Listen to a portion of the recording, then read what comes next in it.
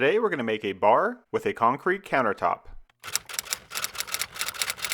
The structure for the bar is made out of 2" by 2" by 1/8 of an inch thick steel angles. We picked these up from Home Depot and used our cutoff saw to cut them to length. Now if you don't have one of these saws, an angle grinder would also work. We laid out the pieces and used magnet clamps to hold them in place before welding them with our MIG welder. I know metal work and welding can be intimidating, but this was actually a really easy project since it was all right-angled cuts and pretty straightforward welds. We were able to build the entire structure within one day. Even though we used 2" steel angles, this design could easily be adapted to work with larger steel sections as well.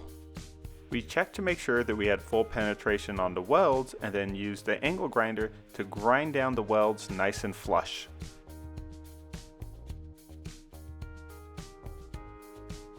We then used magnets and right angle clamps to hold the crossbars in place before welding them to the end frames. We cut a 3/4 inch thick piece of plywood that's going to serve as the bottom of the concrete countertops. We used a circular saw to cut it roughly to the right size and then used a jigsaw to cut out the corners so that they would fit right around the steel angles. We also coated this piece of plywood with 2 coats of Minwax polyacrylic to make it a little bit more waterproof and protect it from the moisture in the concrete, but we forgot to film that. The angle grinder came in handy for cutting up some mesh that we're going to use to reinforce the concrete. We used some pan head screws to secure the mesh to the plywood. Now we held it just about 1/2 inch off the surface of the plywood.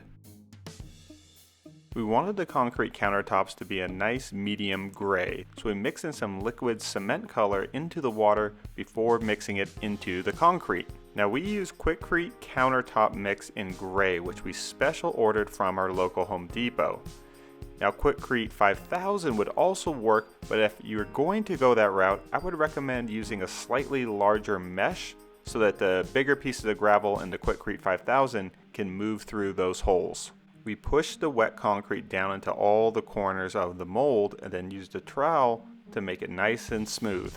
We started with a magnesium float and then finished it off with a steel trowel. We used a plastic drop cloth to make a little tent over the wet concrete. This keeps it from drying out as it cures and makes it a lot stronger and keeps it from cracking. We used a spray bottle filled with water to keep it nice and moist as the concrete cures. For the bottom shelf we used these 5.5 inch wide by 1 inch thick Kumaru deck boards that we got from Advantage Lumber. We cut them to length using our compound miter saw and then used the jigsaw to cut notches out of the corners so that they would fit around the steel angles. We drilled a pair of holes in the ends of each board and then sanded them nice and smooth with our orbital sander. Tropical hardwoods like Kumaru are very dense, and so you want to use a specially formulated oil like teak oil to finish them. We clamped the boards in place to the lower steel angles and then drilled holes through the steel. Carriage bolts with nuts and washers were used to secure the wood to the metal. I want to add some more stability to the structure and a place where I could hang a hand towel, so I cut a piece of 1/2 inch square tube and then welded it just a little bit below the countertop.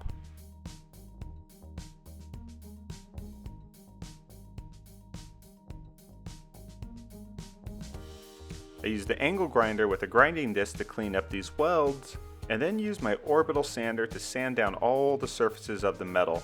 During the curing process, when we were misting the concrete with water, we created a little bit of oxidation on the metal, so we wanted to get it all nice and clean before we sealed it. Now my brother Nate did an awesome job troweling the surface, so the concrete was already pretty smooth. So I just took a little bit of hand sandpaper with 400 grit and gave it a real light sanding just to smooth it out even a little bit more.